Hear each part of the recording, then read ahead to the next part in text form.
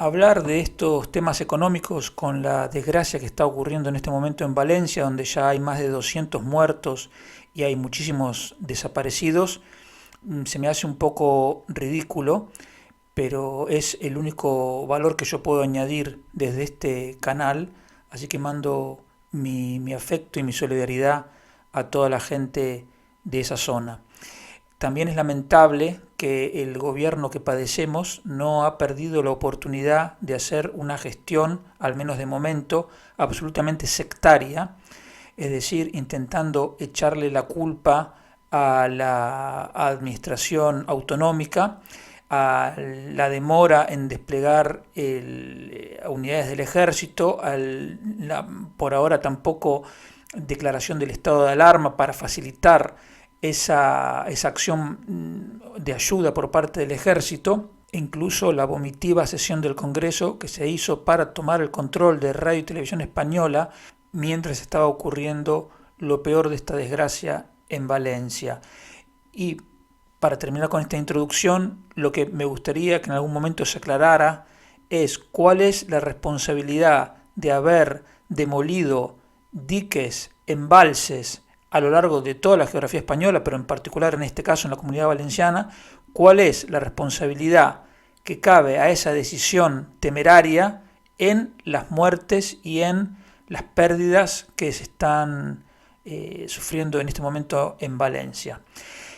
También me pregunto qué más tiene que ocurrir, qué indignidad más tiene que cometer este gobierno para que los socialistas de bien, que sigo pensando que son la mayoría, salgan a protestar, hagan sentir su voz de que esto no es socialismo, esto ya es simplemente un gobierno sin proyecto, sin escrúpulos, liderado por un mentiroso que lo único que quiere es mantenerse en el gobierno como sea, al costo que sea. Entonces, ¿qué más tiene que ocurrir?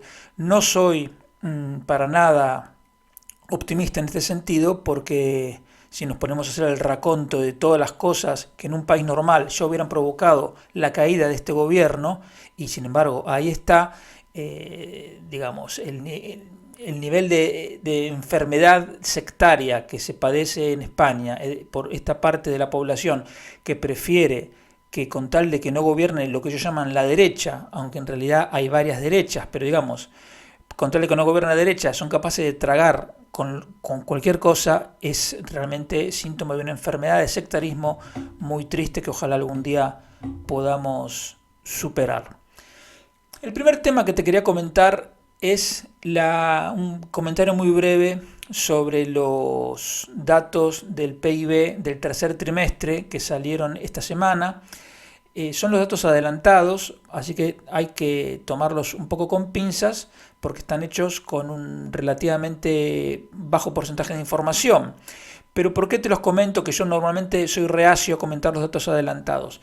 Porque refuerzan el mensaje que te vengo diciendo en las últimas semanas, que las cifras económicas aparentemente positivas de creación de empleo, de reducción del número de parados, de caída de la tasa de paro, se basan en un modelo económico insostenible. Y estos datos te lo muestran con total claridad. Porque si tú comparas los datos del tercer trimestre de 2024 con los del tercer trimestre de 2019, es decir, justo antes de la pandemia, 5 años, encuentras que los dos elementos de la demanda que más han subido son las exportaciones de servicios, donde está el impacto del turismo del exterior, y el consumo público, que no es todo el gasto público, pero es suficientemente significativo para mostrarte que en la demanda esos son los únicos dos elementos que crecen más de un 20%, que es un crecimiento del triple de lo que ha crecido el PIB en su conjunto. Es decir, que todo el resto de la demanda, consumo privado, exportaciones de bienes, inversión, han crecido de manera muy, muy débil. En particular es preocupante el tema de la inversión, porque la inversión es lo que genera la acumulación de capital, es decir, la acumulación de infraestructuras, de maquinaria, de equipo de transporte, etcétera, que permite luego la producción de mercancías y servicios. Pero en los últimos 5 años no ha crecido la inversión. Entonces, Quiere decir que la generación de producción futura, que es la inversión actual, está parada. Por lo tanto, te refuerza la idea de que esto es un esquema insostenible.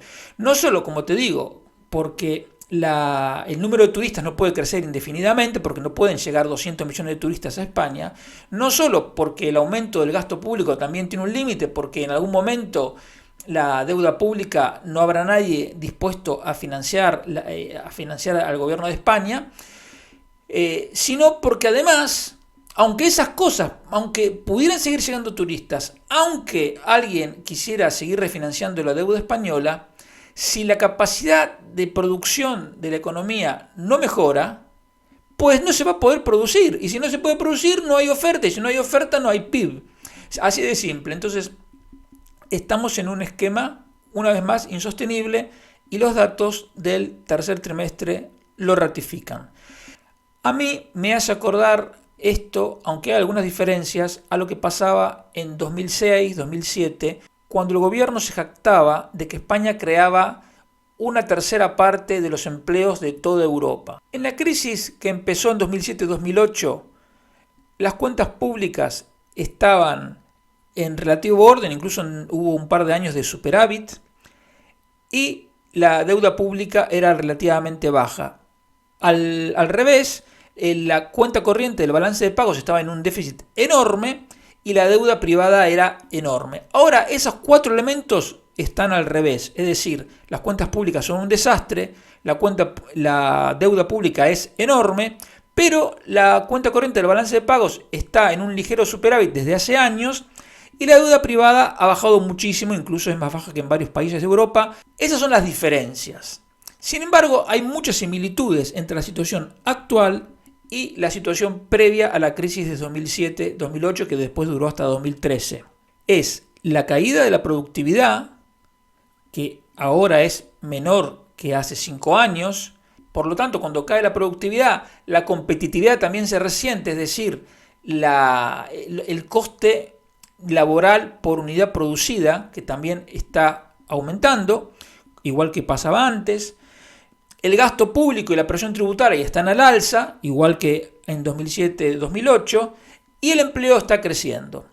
Lo que pasó hasta 2007-2008 es que el empleo crecía, pero como era insostenible, luego hubo que purgar todos esos desequilibrios con 5 años de recesión y la destrucción de más de 1 millón de puestos de trabajo. La ventaja, entre comillas, de aquella experiencia es que nosotros sabíamos que el problema estaba concentrado en el sector de la construcción. Ahora, en cambio, no hay un único sector al cual, digamos, echarle la culpa o donde esté concentrado el problema, lo que, desde un punto de vista, hace que el problema sea más grave. Entonces, no quiero decirte que la situación ahora es exactamente igual que en 2007-2008, ni tampoco estoy anticipando una futura crisis que dure 5 o 6 años.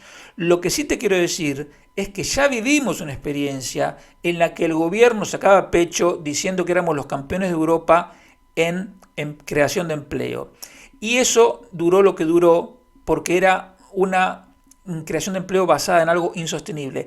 Y la gran similitud con lo que está pasando ahora es que este esquema también es insostenible. Y lo que es insostenible en algún momento se cae. Entonces, ¿cuánto puede después durar la corrección de estos desequilibrios? ¿Cuánto puede durar una próxima crisis? Dependerá también de la respuesta de política económica que se haga en ese momento, que durante el gobierno de Zapatero fue un desastre porque siguieron aumentando el gasto público, pero lo que hay que saber es simplemente eso: el actual modelo es insostenible y entonces esto en algún momento tendrá que corregirse. El segundo tema que te quería mencionar es el cambalache de los impuestos especiales a la banca y a las energéticas, que muestra la discrecionalidad absoluta del gobierno y cómo eso daña la seguridad jurídica. ¿Por qué? Porque los separatistas del Partido Nacionalista Vasco y Junts per Catalunya consiguieron torcer la voluntad del gobierno y en la práctica derogar el impuesto a las empresas energéticas, es decir, a las eléctricas y a las petroleras como Repsol. Pero a cambio aceptaron el mantenimiento del impuesto sobre la banca, que era temporal, pero ahora va a durar 3 años más. Tú fíjate, que la discrecionalidad es una amenaza que pende sobre cualquier sector, porque así como ahora dicen, bueno, hace 2 años dijeron impuesto especial sobre los bancos y sobre las energéticas. Ahora, energéticas no, los bancos sí. Pero ¿y por qué mañana no al comercio minorista? ¿Por qué mañana no a las empresas de tecnología de la información? ¿O al sector de transporte? ¿O a cualquier otro sector? Una vez que se abre la compuerta a poner impuestos a la carta, impuestos con nombre y apellido, ningún sector puede estar tranquilo. Y eso es un daño enorme a la seguridad jurídica. Y ese es precisamente, para mí, el mayor problema de este impuesto, es que rompe la igualdad ante la ley. Porque, ¿por qué a los bancos hay que ponerles un impuesto especial y no a otro sector? Entonces, que además es una doble imposición, porque es un impuesto que se suma al impuesto de sociedades, aunque están debatiendo si van a dejar descontar una parte. Digamos, es verdad que hay un problema de doble imposición, pero el problema mayor es que se rompe la igualdad ante la ley y que ningún sector puede estar a salvo o sentirse seguro del ataque de la voracidad fiscal de este gobierno.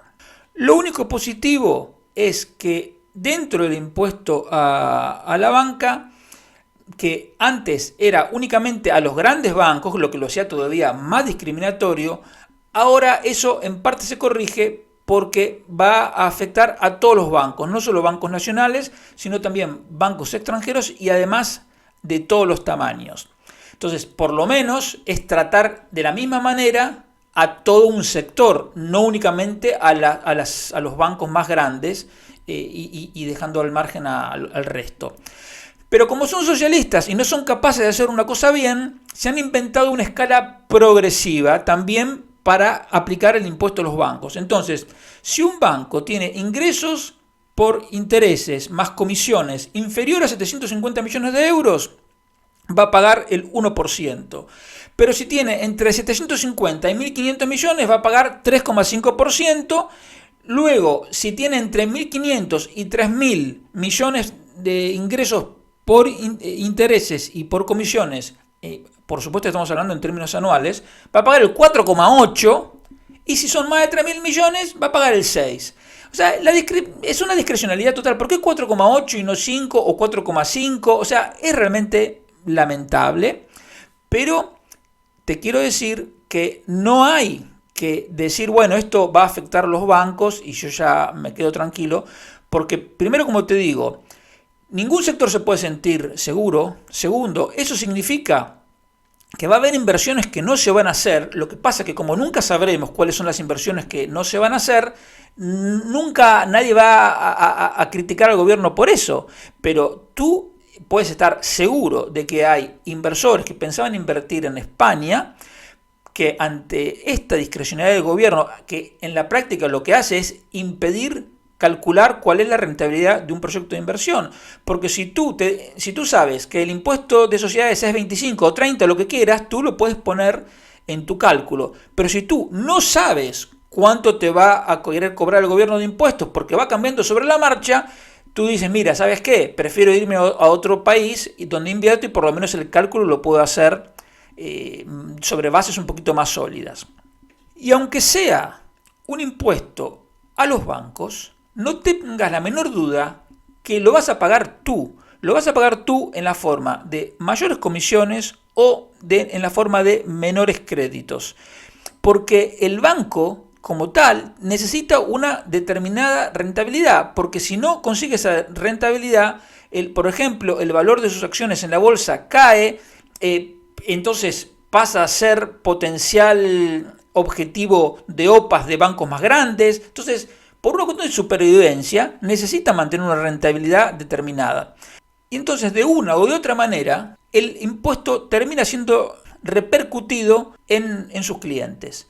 Y por supuesto, si un banco tiene que distraer una parte mayor de sus beneficios a pagar impuestos, por lo tanto le va a quedar menos dinero para reforzar sus reservas, para reforzar su capital y por lo tanto está en peores condiciones para poder dar nuevos créditos.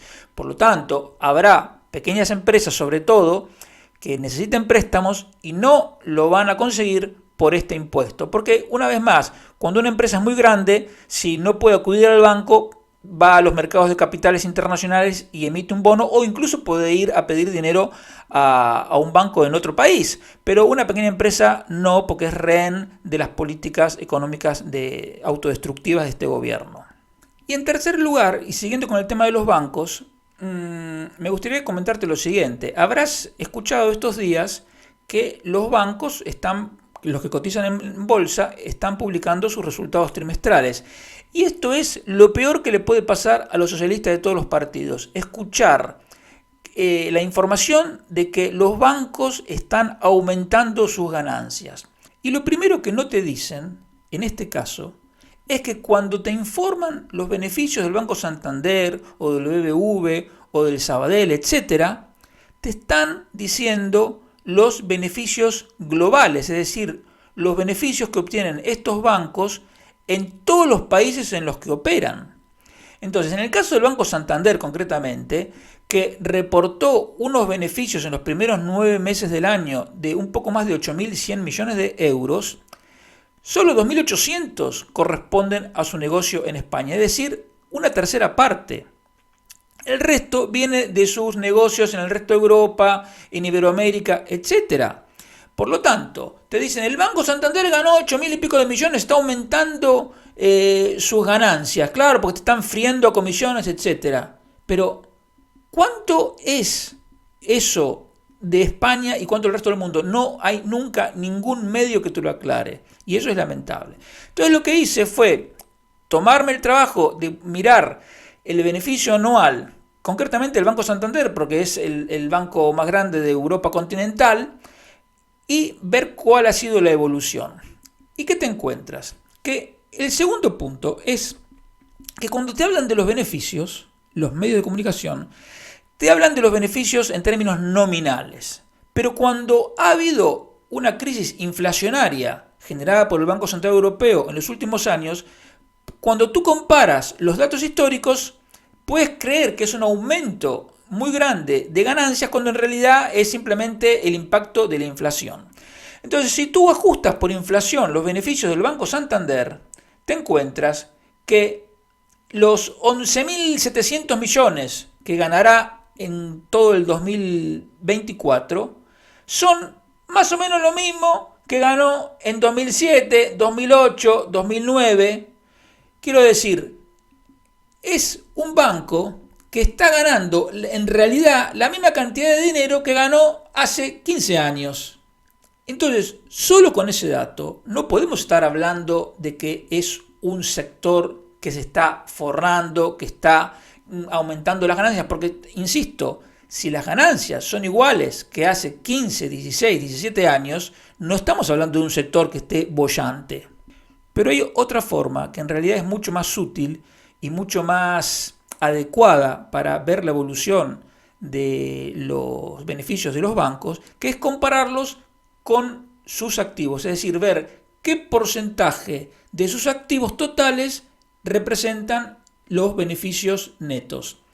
Y entonces te encuentras que el beneficio neto del Banco Santander de 2024, que yo estimo en 12.000 millones de euros, es el 0,67% de sus activos.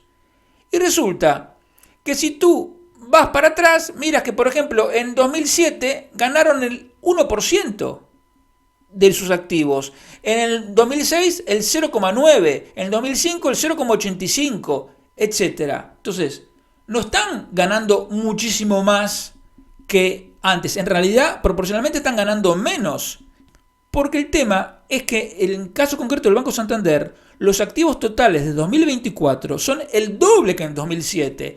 Entonces, si yo te digo que los beneficios en moneda constante son similares en 2024 y en 2007, pero ahora lo están haciendo con unos activos que son prácticamente el doble, entonces la rentabilidad en proporción a su activo ha caído. Y efectivamente es lo que ha pasado.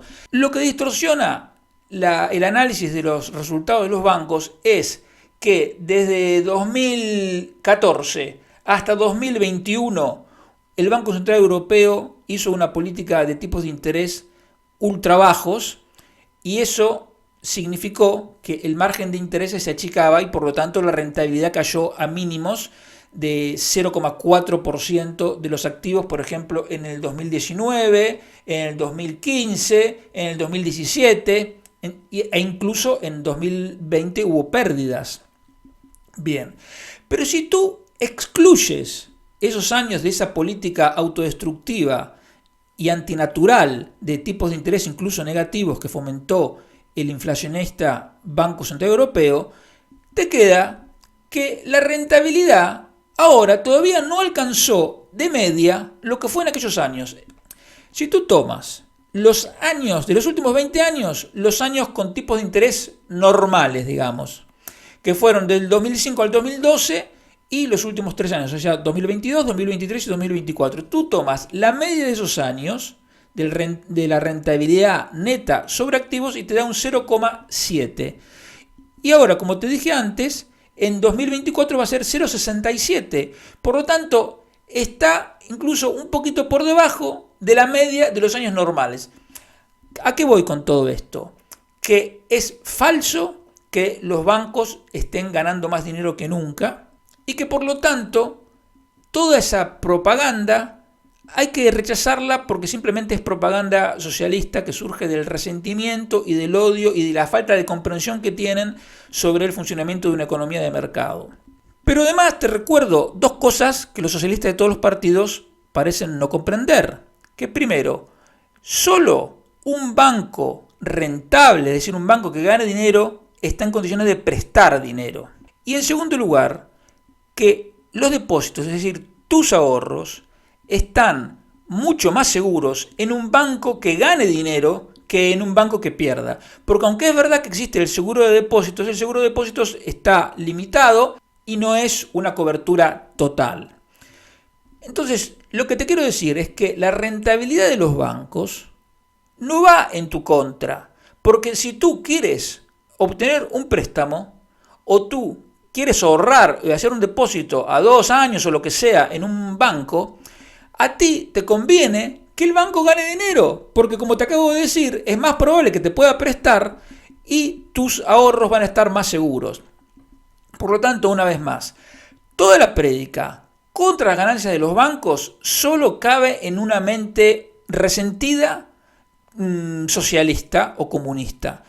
Pero todo lo demás tenemos que saber que los beneficios de los bancos, como los de cualquier otra empresa, solo surgen de las operaciones voluntarias que hace la empresa, en este caso el Banco Santander, pero cualquier otro banco o cualquier otra empresa, con sus respectivos clientes. Y en cualquier transacción voluntaria, ambas partes ganan. El banco, evidentemente, porque tiene un beneficio, y tú porque obtienes el préstamo, el dinero que necesitabas para comprarte una casa, un coche, lo que sea, o en el caso de hacer un depósito, porque ahora obtienes una rentabilidad por tu depósito, que es mejor que otros usos alternativos de ese mismo dinero. Por lo tanto, simplemente no te dejes engañar por la prédica anticapitalista resentida que promueve el socialismo y prácticamente la gran mayoría de los medios de comunicación que lamentablemente no atinan a darse cuenta de estas cosas que son en realidad verdades elementales.